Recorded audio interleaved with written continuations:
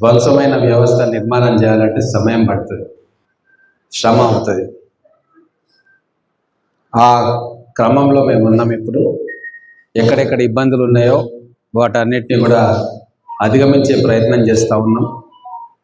ముఖ్యంగా పాఠశాల విద్య, గ్రామాల్లో టీచర్ లేకుంటే 11,000 మంది టీచర్లను ఒక సంవత్సరమే అపాయింట్మెంట్ చేసుకున్నాం. ఈ సంవత్సరం మరికొన్ని టీచర్ అపాయింట్మెంట్ జరుగుతాయి. తర్వాత ఎగ్జామ్స్ కూడా టెట్ టీఎస్సీ ఎగ్జామ్స్ కూడా రెగ్యులర్గా కండక్ట్ చేయాలని అనుకుంటా ఉన్నాం. అదే క్రమంగా స్కూల్ ఇన్ఫ్రాస్ట్రక్చర్ను పెంచాలి, కాలేజ్ ఇన్ఫ్రాస్ట్రక్చర్ను పెంచాలి అని చెప్పి ప్లాన్స్ చేస్తున్నాం, శాంక్షన్ తీసుకుంటా ఉన్నాం. వాటితో పాటుగా రాబోయే రోజుల్లో డైట్ ఇన్ఫ్రాస్ట్రక్చరు, హ్యూమన్ రిసోర్సెస్ దీంట్లో పెట్టడం, లైబ్రరీసు, ట్రైనింగ్ సెంటర్సు పెట్టుకోవాల్సిందే, తప్పదు. ఇది ఖచ్చితంగా మా ప్రభుత్వం దృష్టికి చాలా సీరియస్గా తీసుకొని పోతాం. మీరు టోటల్ రిప్రజెంటేషన్ నాకు ఇవ్వండి, అన్ని అంశాలతో కూడి. గవర్నమెంట్లో ప్రిన్సిపల్ సెక్రటరీ గారు కావచ్చు, ముఖ్యమంత్రి గారు కావచ్చు, వారి దృష్టికి తీసుకొని పోతాం. వాళ్ళ రివ్యూలో మన డైట్ కాలేజీల గురించి ఉండే ప్రతిపాదన నేను ఖచ్చితంగా చేస్తా. మీరందరూ కూడా దూర ప్రాంతాల నుంచి వచ్చారు, కొందరు ఇక్కడనే నివాసం ఉంటా ఉన్నారు. నేను అందరూ ఉపాధ్యాయులకు, విశ్రాంత ఉపాధ్యాయులకు నేను ఒకటే రిక్వెస్ట్ చేస్తూ ఉన్నా.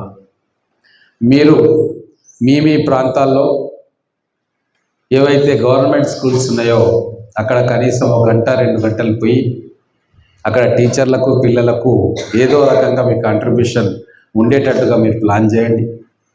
మీరే వర్కౌట్ చేసుకొని కూర్చొని ఏ ప్రాంతాల్లో ఎవరెవరు ఉన్నారు, ఏం చేస్తామని చేస్తే సంబంధిత డిఓ గారికి, జిల్లా కలెక్టర్ గారికి నేను చెప్పి మీ యొక్క కాంట్రిబ్యూషన్ కూడా మన పిల్లలకి భావితరానికి ఇచ్చే విధంగా మేము ఏర్పాటు చేస్తాం. కాంక్రీట్ ప్లాన్ మీరు తీసుకొని వస్తే దాన్ని ఇన్స్టిట్యూషన్ నిబంధనలకు అనుసరించి ఎట్లా ఇన్కార్పొరేట్ చేయాలో దాని సంగతి నేను చూస్తా. మీరందరూ కూడా విశ్రాంతి తీసుకోవాలన్న మూడ్లో ఉన్నారు. కొంతమంది ఇంకా ఏదో యాక్టివ్గా పార్టిసిపేట్ చేయాలని అనుకుంటున్నారు, పర్లేదు. సో యాక్టివ్గా పార్టిసిపేట్ చేయాలనుకునే వాళ్ళందరికీ కూడా సమాజంలో చాలా పనులు చేయడానికి ఎన్నో గ్యాప్స్ ఉన్నాయి. కేవలం ప్రభుత్వాలు ఆ గ్యాప్స్ పూర్తి చేయాలంటే సాధ్యపడదు. ప్రభుత్వాల్లో ఉన్న వనరులు కూడా చాలా తక్కువ. ఒకవైపు పేదరికాన్ని పోగొట్టుకోవాలి, ఒకవైపు ఉపాధి కల్పించాలి, విద్య వైద్యం మీద దృష్టి పెట్టాలి, రోడ్స్ వేయాలి, బిల్డింగ్స్ కట్టాలి, సంక్షేమ కార్యక్రమాలు అమలు చేయాలి. ఏమి చేస్తారా? మీ అందరికీ 1వ తారీఖు జీతాలు ఇవ్వాలి, పెన్షన్స్ ఇవ్వాలి. భగీరథమైన ప్రయత్నం చేస్తూ ఉన్నాం మేము. ఒక్కటి మీరు గుర్తుపెట్టుకోండి, కొంతమందికి అసంతృప్తి ఉండొచ్చు, ఏం చేస్తలేదు గవర్నమెంట్, మేము ఓటేసినాం కదా అని. ఏం చేయనీకే కూడా వీలు లేని పరిస్థితులు కల్పించిపోయింది. సంవత్సరానికి 72,000 కోట్ల రూపాయల అప్పులకు కిస్తీలు కడతా ఉన్నాం. 72,000 కోట్ల రూపాయలు. ఇది మామూలు ఉపద్రవం కాదు. దాన్ని మెల్లగా అధిగమించే ప్రయత్నం. 1,58,000 కోట్ల రూపాయలు కాంగ్రెస్ ప్రభుత్వం వచ్చినాక అప్పు తీసుకొచ్చింది. దాంట్లో 1,53,000 రూపాయలు ఇంట్రెస్ట్ ప్లస్ ప్రిన్సిపల్ కట్టడానికి ఇచ్చింది. అంటే ఆ అప్పులు తీర్చడానికి అప్పులు చేయాల్సి వస్తుంది, లేకుంటే రాష్ట్రం డిఫాల్ట్ స్టేటస్లో ఆర్బీఐ దగ్గర ఉంటుంది. మనకి ఎవరి రూపాయి అప్పు కూడా ఇయ్యడు. అటువంటి దారుణమైన పరిస్థితుల్లో కల్వకుంట్ల కుటుంబం మనల్ని నెట్టేసిపోయింది. ఇంకా ఆయన ఏదో అద్భుతాలు చేసిండని ఎవరైనా అనుకుంటే వాళ్ళంత అజ్ఞానులు, మూర్ఖులు ఈ భూప్రపంచం మీద ఉండరు. ఏదో చేసి ఉండొచ్చు కొన్ని, కానీ ఆయన చేసిన నష్టం ఇంకొక తరం మనం కష్టపడితే కానీ పూడ్చలేని నష్టం. కాబట్టి మీ అందరికీ ఎందుకు చెప్తున్నానంటే, దయచేసి చేయాలనుకున్నది ప్రభుత్వం చేయలేదు కాబట్టి పాతోడే మంచిది అంటే అంతకంటే అజ్ఞానం, అంతకంటే మూర్ఖత్వం లేదు. గొంతు కోసిన తర్వాత మంచి కత్తితోటి కోసిండు అని చెప్పి మనం అనుకున్నట్టే ఉంటుంది. నొప్పి లేవకుండా తెగ్గొట్టిండు తలకాయ అన్నట్టు ఉంటుంది. తలకాయ తెగిపోయింది మనది. వ్యవస్థలు నిర్వీర్యమైన మీ డైటే దానికి ఒక ఉదాహరణ. గతంలో కాంగ్రెస్ ప్రభుత్వం ఉన్నప్పుడు 2014 దాకా వ్యవస్థలు నడిచేవి. రాజకీయ జోక్యాలు లేకుంటుండే, ఎక్కడికక్కడ జీతాలు వస్తుండే, రిక్రూట్మెంట్ జరుగుతూ ఉండే.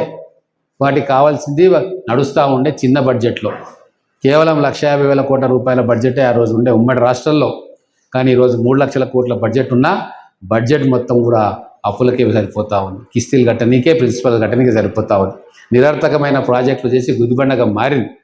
1,00,000 కోట్ల కాళేశ్వరం బూడిదలో పోసినట్టు అయింది. ఇంకా మేమేదో గొప్ప చేసినామని జబ్బలు జరుపుకుంటూ ఉన్నారు. చిన్న విషయం చెప్తే మీరు అందరూ జిల్లాకు సంబంధించిన వాళ్ళు ఎప్పుడు జూరాల గేట్ తీసినప్పుడు కిందికి నీళ్ళు పోతూ ఉంటే మా గుండెలు తరుక్కొని పోతూ ఉంటాయి. ఆ రోజు మేము టీఆర్ఎస్ అధ్యక్షుడిగా ఉన్నప్పుడు కొట్లాడినాం. ఆ మొత్తం స్కీమ్ కూడా నా ఆధ్వర్యంలో రిటైర్డ్ ఇంజనీర్లను పిలుచుకొని చేసినాం. ఆ రోజు 1 సంవత్సరం కష్టపడితే Palamuru Rangareddy lift irrigation scheme రూపకల్పన జరిగింది. అదే కేసీఆర్కు చెప్తే దాన్ని మేము చేస్తాము అని చెప్పి అది తెలంగాణ ఉద్యమంలో భాగం అయింది. కానీ దుర్మార్గుడు ఇక్కడ నుంచి ఎంపీగా గెలిచి ముఖ్యమంత్రి అయిన తర్వాత జూరాలలో లిఫ్ట్ చేసుకుంటే మన దగ్గరికి నీళ్లు 10,000 కోట్లలో వచ్చేదాన్ని తీసుకుపోయి 200 కిలోమీటర్ల అవతల శ్రీశైలంలోకి పెట్టేసి మనల్ని తీరని నష్టం మన మహబూబ్ నగర్ జిల్లాలో చేసిన దుర్మార్గుడు కేసీఆర్. క్షమించరు, మన భావి తరాలు ఆయనను క్షమించకూడదు. ఇప్పుడు నీళ్ళు పోతూ ఉంటాయి. ప్రతి వర్షాకాలం కృష్ణమ్మ పర్వాలు దొక్కుతూనే ఉంటుంది. గేటు తెరిస్తే జూరాల నుంచి కిందికి పోయే ప్రతి నీటి చుక్క మనది, మనకు రావాల్సింది. కానీ అది ఎక్కడికో పోతూ ఉంది. ఇంటర్ స్టేట్ డిస్ప్యూట్లా సతమతపోతూ ఉంది కృష్ణమ్మ నీటి చుక్క. దీనికి కారణం ఎవరు అంటే బీఆర్ఎస్ పరిపాలన, కేసీఆర్. అంతకు తప్ప వేరే కారణం కానే కాదు. కాబట్టి మీరందరూ అప్రమత్తంతో ఉండాలి. మేము శాయశక్తుల భ్రష్టుపట్టిన వ్యవస్థను, విధ్వంసం కాబడిన ఈ జీవన విధానాన్ని మళ్ళీ ఒకసారి పునరుజ్జీవింపజేయడానికి మా ప్రయత్నం మేము చేస్తూ ఉన్నాం. సమయం పడుతుంది. భూకంపం వచ్చిన తర్వాత ఇమ్మీడియట్గా ఇల్లు రావాలంటే కాదు, మొదలు ఆ చెత్తనంతా తీసేయాలి. తర్వాతనే మనం ఇల్లు కట్టుకోవడానికి ఛాన్స్ ఉంటుంది. ఆ ప్రయత్నంలో మేము ఉన్నాం. వీలైనంత వరకు అన్ని రంగాల్లో అన్ని వర్గాల వారికి న్యాయం చేయాలి. సంక్షేమ పథకాలు ఆగకూడదు, అభివృద్ధి పథకాలు ఆగకూడదు. బ్యాలెన్స్ చేసుకుంటూ మేము పోతూ ఉన్నాం.